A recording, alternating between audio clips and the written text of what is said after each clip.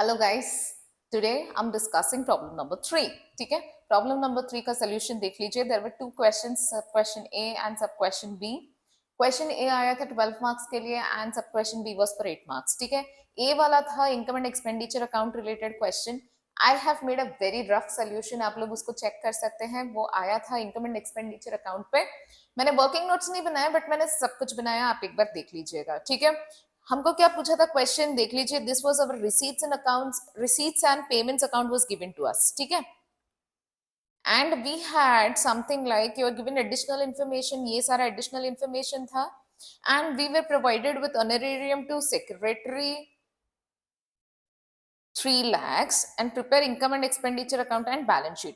Please carefully देखिए, यहाँ पे सारे है ना 235 150 amounts are given like this, but here amount is given like 3 lakhs because in the question आपको केयरफुली देखना पड़ेगा। ऊपर दे दिया है अमाउंट्स 3 zeros और है, मतलब these are also in lakhs, it means it is 2,25,000। ठीक है, तो क्वेश्चन वैसा दिया है, अगर आपको ऐड करना है तो आपको वो कितना अकॉर्डिंगली ऐड करना है। ठीक है, okay, so let me quickly discuss. Now we are asked to prepare what income expenditure and balance sheet banana hai. Just few things have been asked, but there are lots of working notes to be done in this problem. So what we will do is first directly go with the income and expenditure account. I have prepared income and expenditure account, you can have a look, आप लोग देख सकते हैं। If you have any confusion we can go through our regular classes. So there was nothing, ये भी module का question, similar question with no changes, almost similar module question आया है। सो यस, आउटस्टैंडिंग जो भी है ऐड कर लो, accordingly prepare मैंने कर दिया, आप एक बार क्विकली गो थ्रू कर लेना एंड सी हियर। मेरा प्रॉफिट सरप्लस कितना आया इधर 60। Yes, I got a surplus of 60 and next I was asked to prepare balance sheet, but balance sheet हम लोगों के पास ओपनिंग कैपिटल नहीं है, तो हमको क्या बनाना पड़ेगा, ओपनिंग बैलेंस शीट भी बनाना पड़ेगा। ओपनिंग बैलेंस शीट मैंने इधर बना ली थी, see have a look. So opening balance sheet, you have to make opening balance sheet like this. Prepare as on 1st April. You will get the capital fund as your closing figure. ठीक है, so you will get closing figure of balance sheet like this, and then with the help of this balance sheet you are going to prepare this balance sheet. Okay, so this is our total, ये हमारा balance sheet tally हो गया है। honorarium, overdraft, ये सारे थोड़े points हैं जो आपको ध्यान देना है। I think you can go through the आराम से you can go through the video and check your answers if you have done it correctly. ठीक है, ये रेगुलर प्रॉब्लम रेगुलर वीडियो में भी हम कर चुके हैं, so this is the regular one जो हमारे मॉड्यूल में भी डिस्कस हो चुका है। ठीक है, so this was about problem 3 जो 12 मार्क्स के लिए आया था। अगर आपने मॉड्यूल अच्छे से किया तो ये भी आप आराम से स्कोर कर सकते थे। सो जस्ट आपको क्या करना पड़ेगा, आपको थोड़े और working notes additional to this जो मैंने बनाए, income expenditure, opening balance sheet, closing balance sheet, ये 3 तो मैंने बना दिए थे।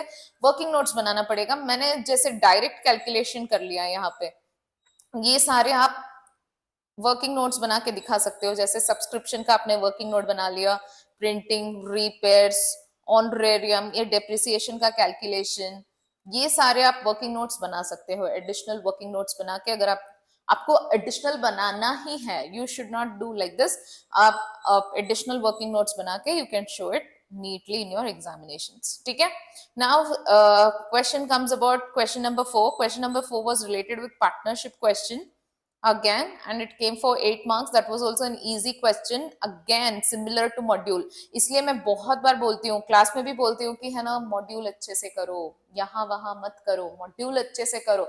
If you are doing the module correctly, आपको यहाँ वहां देखने की जरूरत नहीं है, मॉड्यूल के ही similar questions are coming in the examinations. ठीक है, this was come for 8 marks. again आपको similar module question illustration number 2 या 3 में मिल जाएगा, ये वाला वेरी सिमिलर क्वेश्चन था। अगेन यहाँ पे क्या था, एडिशनल पॉइंट क्या आया था, it is like you have to, अच्छा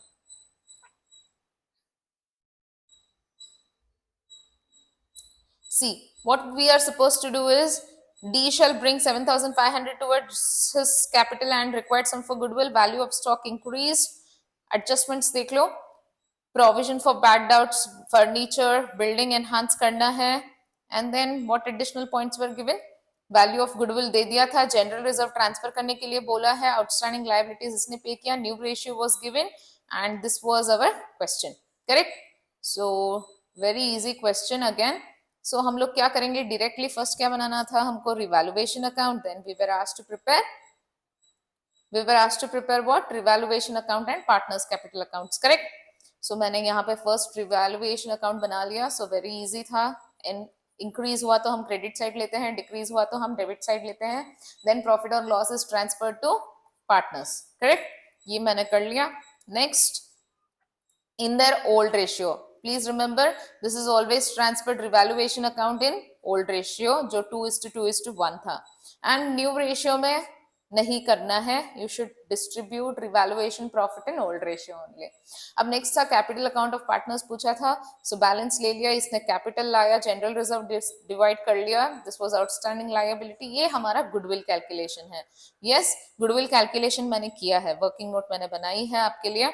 You can have a look at the working note. देखो, yes, make a working note like this and then आपको वो गुडविल कैलकुलेशन करना है. 22,500 गुडविल दिया था ना, 22,500 into 1/15, 1/15 and 2/15, you will get the ratio.